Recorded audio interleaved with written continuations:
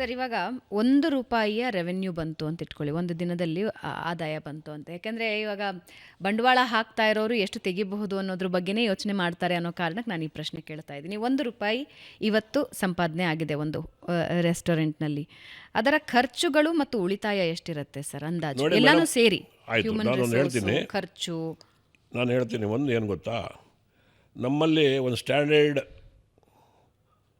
Expenditures ಅಂತ ಇರುತ್ತೆ. Okay, ನಮಗೆ ಫುಡ್ ಕಾಸ್ಟು ಇಂತಿಷ್ಟು ಪರ್ಸೆಂಟೇಜ್ ಬರಬೇಕು ಅಂತ ಇರುತ್ತೆ.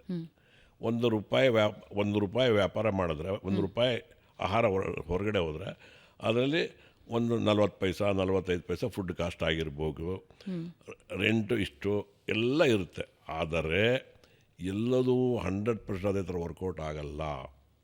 ಉದಾಹರಣೆ ಹೇಳ್ತೀನಿ, ಇವತ್ತು ಒಂದು ಕಡೆ ಒಂದು ಬಿಲ್ಡಿಂಗಿಗೆ 10,000 ರೂಪಾಯಿ ಬಾಡಿಗೆ ಇದೆ ಅಂತ ಇಟ್ಕೊಳ್ಳೋಣ, ಇನ್ನೊಂದು ಕಡೆ ಹೋದ್ರೆ 20,000 ಆಗುತ್ತೆ. ಅವಾಗ ಬಜೆಟ್ ಮೇಲೆ ಹೋಗುತ್ತೆ. ಅದನ್ನು ನಾನು ಗ್ರಾಹಕರ ಮೇಲೆ ಹಾಕೋಕ್ಕಾಗಲ್ಲ, ಟರ್ನ್ ಓವರ್ ಮೇಲೆ ತೆಗಿಬೇಕು. ಅಲ್ಲಿ ಜಾಸ್ತಿ ಟರ್ನ್ ಓವರನ್ನೇ ತೆಗಿಯೋಕ್ಕೆ ಪ್ರಯತ್ನ ಮಾಡಬೇಕು. ಯಾತಕ್ಕೆ ಅಂತ ಹೇಳಿದ್ರೆ, ಪಕ್ಕದ ಹೋಟ್ಲಲ್ಲಿ 15 ರೂಪಾಯಿ 10,000 ರೂಪಾಯಿ ಬಾಡಿಗೆ ಕೊಡೋರು 15 ರೂಪಾಯಿ ಇಡ್ಲಿ ಮಾರಾಟ ಮಾಡಿ, ನಾನು 20,000 ಕೊಡ್ತೀನಿ 30 ರೂಪಾಯಿ ಕೊಡಿ ಅಂದರೆ ಯಾರೂ ಕೊಡಲ್ಲ. ಅದು ಸಾಧ್ಯ ಇಲ್ಲದ ವಿಚಾರ. ಆದ್ದರಿಂದ ಏನಂತಾರೆ, ಓವರ್ ಹೆಡ್ಸ್ ಅನ್ನುವಂಥದ್ದು, ಫುಡ್ ಕಾಸ್ಟ್ ಒಂದು ನಮ್ಮ ಕಂಟ್ರೋಲ್ ಇರುತ್ತೆ. ಫುಡ್ ಕಾಸ್ಟ್ ಅನ್ನುವಂಥದ್ದು ಅದು ಯೂನಿವರ್ಸಲ್ ಎಲ್ರಿಗೂ. ನಾನು ಇಡ್ಲಿ ಮಾಡೋರು ಅಷ್ಟೇ ನನಗೆ ಖರ್ಚು ಬರೋದು, ನೀವು ಇಡ್ಲಿ ಮಾಡೋರು ಅಷ್ಟೇ ಖರ್ಚು ಬರೋದು. ಅಂದರೆ raw material involvement food cost means. ಇನ್ನು gas standard, electricity standard, rent, salary ಕೂಡ ಏನಂತ ಹೇಳಿದ್ರೆ, ಒಬ್ಬ ಆಂಟ್ರಪ್ರನರ್ಸು ಸೆಲ್ಫ್ ಎಂಪ್ಲಾಯ್ಮೆಂಟ್ ಆಂಟ್ರಪ್ರನರ್ಸ್ ಆದರೆ ಅವರು ಅಲ್ಲೇ ಇದ್ದು ಸ್ವಯಂ ಕೆಲಸ ಮಾಡ್ಕೊಂಡಾಗ ಸ್ವಲ್ಪ ಸ್ಯಾಲ್ರಿ ಬಜೆಟ್ ಇವ್ರಿಗೆ ಉಳಿತದೆ. ಅದು ಬಿಗ್ ಬೆನಿಫಿಟ್ಟು. ಎಲ್ಲದಕ್ಕೂ ಸ್ಟಾಫ್ ಮೇಲೆ ಡಿಪೆಂಡ್ ಆದರೆ ಅದ್ರ ಬಡ್ಜೆಟ್ ಜಾಸ್ತಿ ಹೋಗುತ್ತೆ. ನಾನು ಎಲ್ಲದಕ್ಕೂ ಸ್ಯಾಲ್ರಿಗೆ ಜಾಸ್ತಿ ಕೊಡ್ತಾಯಿದ್ದೀನಂತ 15 ರೂಪಾಯಿ ಇಡ್ಲಿನ 20 ರೂಪಾಯಿ ಮಾರಾಟ ಮಾಡಲಿಕ್ಕೆ ಸಾಧ್ಯವಿಲ್ಲ. ಇದೆಲ್ಲದನ್ನು ಟೋಟಲಾಗಿ ಮ್ಯಾನೇಜ್ಮೆಂಟ್ ಮಾಡಬೇಕು.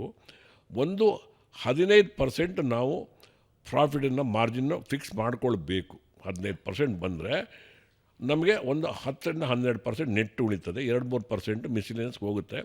ಆಫ್ಟರ್ ಟ್ಯಾಕ್ಸ್ ನಾವು 15% ಇಟ್ಕೊಂಡು ಅವನ್ನ ಡಿಸೈನ್ ಮಾಡಬೇಕು, ಅದಕ್ಕೆ ಒಂದು ಕಾಸ್ಟಿಂಗ್ ಮಾಡ್ಕೋಬೇಕು. ಸೊ 15%ಗಿಂತ ತುಂಬ ಕಡಿಮೆ ಅಂದರೆ 10% ಏನಾದರೂ ಬಂತು ಅಂದರೆ we can consider it as ಏನಿಲ್ಲ, ತೃಪ್ತಿ ಪಡಬೇಕು.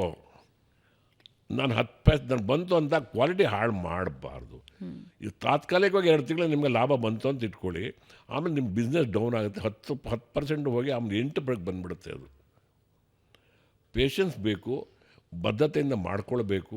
ಲೊಕ್ಯಾಲಿಟಿ ಆಯ್ಕೆ ಹೇಗೆ ಸರ್? ಇವಾಗ ಒಂದು ಹೋಟೆಲ್ ಶುರು ಮಾಡಬೇಕು ಅಥವಾ ಒಂದು ರೆಸ್ಟೋರೆಂಟ್ ಶುರು ಮಾಡಬೇಕು, ಲೊಕ್ಯಾಲಿಟಿ ಆಯ್ಕೆ ಹೇಗೆ? ಲೊಕ್ಯಾಲಿಟಿನ ಫಸ್ಟ್ ಕೇಸ್ ಸ್ಟಡಿ ಮಾಡಬೇಕು. ಆ ಏರಿಯಾದಲ್ಲಿ ಯಾವ್ಯಾವ ಹೋಟ್ಲ್ಗಳಿದೆ, ಏನೇನಿದೆ, ಅವರೆಲ್ಲ ಯಾವ್ಯಾವ ರೀತಿ ಸೇಲ್ಸ್ ಮಾಡ್ತಾ ಇದ್ದಾರೆ, ಅಲ್ಲಿ ಯಾವ ರೀತಿ ಗ್ರಾಹಕರಿದ್ದಾರೆ ಅನ್ನೋ ಫಸ್ಟ್ ತಿಳ್ಕೊಳ್ಬೇಕು. ಪ್ರತಿ ಏರಿಯಾದಲ್ಲೂ ಒಂದಷ್ಟು ಹೋಟ್ಲ್ಗಳಿದ್ದೇ ಇರುತ್ತೆ. ಅಲ್ಲಿ ಗಾಡಿಗಳಿರುತ್ತೆ, ಹೋಟೆಲ್ ಇರುತ್ತೆ.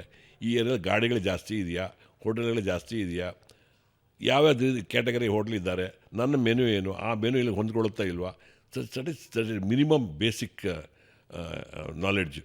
ಆ ನಾಲೆಡ್ಜ್ ಇಲ್ಲದೆ ಮಾಡಿದ್ರೆ ಜಾಕ್ಪಾಟ್ ಇದ್ದಂಗೆ, ಹೊಡೆದು ಹೊಡಿಬೋದು, ಇಲ್ಲದ್ರಿಲ್ಲ, ಇಲ್ಲ ಅಂದರೆ ಏಟು ಬಿಡ್ಬೋದು, ಹೇಳು ಅಲ್ವಾ, ಸಹಜ ತಾನೆ. ಈಗ ಜೆನ್ಜಿ ಜೆನ್ಜಿ ಎಲ್ಲ ಸ್ಪೀಡಾಗಿ ಆಗಬೇಕು ಅಂತಿರುತ್ತೆ. ಸೊ ನೀವು ಒಂದು ವೇಳೆ ಜೆನ್ಜಿ ಆಗಿದ್ದಿದ್ರೆ ಯಾವ ಉದ್ಯಮಕ್ಕೆ ಜಂಪ್ ಆಗ್ತಿದ್ರಿ? ನಾನು ಯಾವತ್ತೂ ನನಗೆ ಆ ಥಾಟ್ ಬರಲೇ ಇಲ್ಲ. ಹೋಟೆಲ್ ಉದ್ಯಮ ಬಿಟ್ಟು ಬೇರೆ ಕಡೆ ನನಗೆ ಒಳ್ಳೆ ಉದ್ಯಮ ಇದು, ನಾನು ಒಂದೇ ಒಂದು ನನ್ನ ನಂಬಿಕೆ. ನಾನು ಈ ಉದ್ಯಮ ಯಾವತ್ತೂ ಕಷ್ಟ ಕೆಟ್ಟದ್ದು ಒಬ್ಬರತ್ರ ನಾನು ಹೇಳೋದಿಲ್ಲ.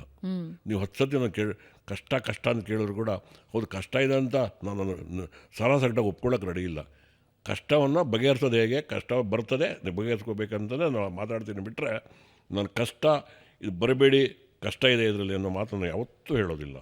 ಯಾಕಂದರೆ ಒಳ್ಳೆಯ ಉದ್ಯಮ ಯಾತಕ್ಕಂತ ಹೇಳಿದ್ರೆ, ಯಾವುದೇ ಉದ್ಯಮಕ್ಕೂ ಮೊದಲೇ ನಾವಿಬ್ಬರು ಮಾತಾಡೋದು ಹಾಗೇ ಪ್ರತಿ 7 ಗಂಟೆಗೊಮ್ಮೆ ಆಹಾರ ಅವಶ್ಯಕತೆ ಇರೋದ್ರಿಂದ ಯಾವತ್ತೂ ಇದಕ್ಕೆ ಸಾವಿಲ್ಲ ಪ್ರಪಂಚದಲ್ಲಿ. ಹಣಕಾಸು ಇರೋ ತನಕ ಚಾರ್ಟೆಡ್ ಅಕೌಂಟೆಂಟ್ ಎಷ್ಟು ಮುಖ್ಯನೋ, ನಮ್ಮ ಮನುಷ್ಯರು ಬದುಕಿರೋ ತನಕನೂ ನಮ್ಮ ಉದ್ದಿಮೆ ಡೆಫಿನೆಟಾಗಿ ಇರುತ್ತೆ.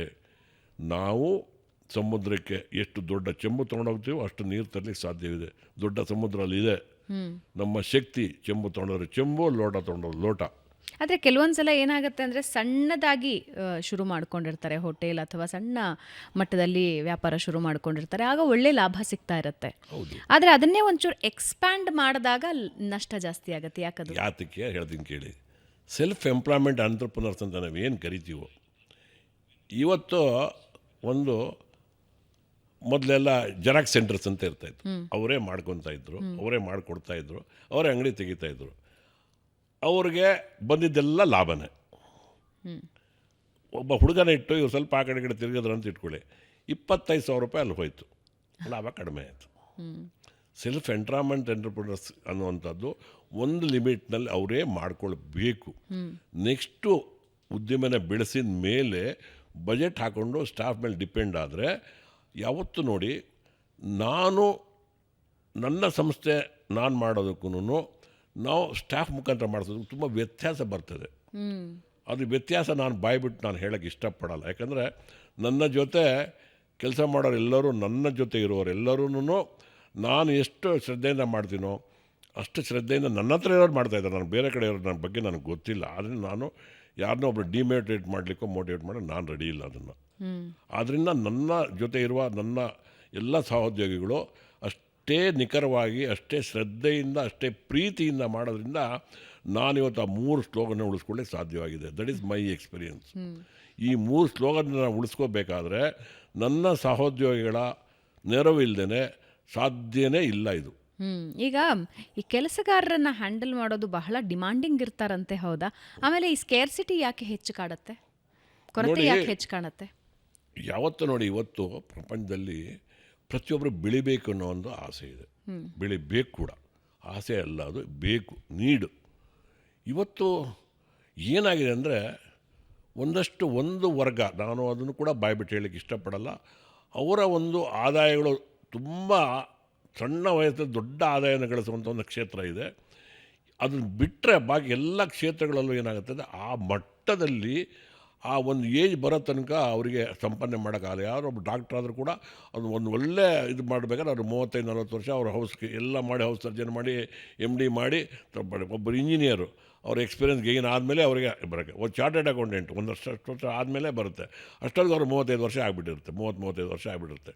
ಇವತ್ತು 18-20 ವರ್ಷದವರು ತುಂಬ ಹಣವನ್ನು ಗಳಿಕೆ ಮಾಡುವಂಥ ಒಂದು ವ್ಯವಸ್ಥೆ ಇರೋದ್ರಿಂದ ಅದನ್ನು ಸ್ವಲ್ಪ ಜನ ನೋಡ್ತಾರೆ. ಆವಾಗ ಏನಾಗುತ್ತೆ, ಇವರು ನಿರಾಸೆ ಪಡ್ತಾ ಇದ್ದಾರೆ. ಅವರಷ್ಟು ಬೇಗ ಗ್ರೋತ್ ಆಗ್ತಾ ಇದ್ದಾರೆ, ನಮ್ಮ ಕೈಲಿ ಆಗಲ್ಲ ಅನ್ನೋ ಗ್ರೋತ್ ನಿರಾಸೆ ಪಡ್ತಾ ಇದ್ದಾರೆ. ಆದರೆ ಹಿಂದಿನಿಂದ ನಡೆದು ಬಂದಂಥ ದಾರಿಗಳು ಏನಿದ್ರು ನಮ್ಮ ಟ್ರೆಡಿಷನಲ್ ಜೀವನಗಳಲ್ಲಿ ಸ್ಲೋಯ್ಸ್ ಎಲ್ಲದೂ ಒಂದೊಂದು ಕಾಲಕ್ಕೆ ತಕ್ಕಂತೆ ನಡ್ಕೊಂಡು ಬರ್ತಾ ಇದೆ. ವಿಪರೀತವಾದ ಒಂದು ಆಸೆ ಆಕಾಂಕ್ಷೆಗಳನ್ನ ಇಟ್ಕೊಂಡು ಅದನ್ನು ಆಸೆ ಇರಬೇಕು, ದುರಾಸೆ ಆಗಬಾರ್ದು. ದುರಾಸೆಗೆ ಒಳಪಡದೆ ಇದ್ದರೆ ನಿಜವಾಗ್ಲೂ ಏನೋ ಇವತ್ತು ಒಳ್ಳೆ ಜೀವನ ನಡೆಸಬಹುದು ಈಗ ಯಾವುದೇ ನಾಳೆಯಿಂದ ಕ್ಷೇತ್ರದಲ್ಲೂ.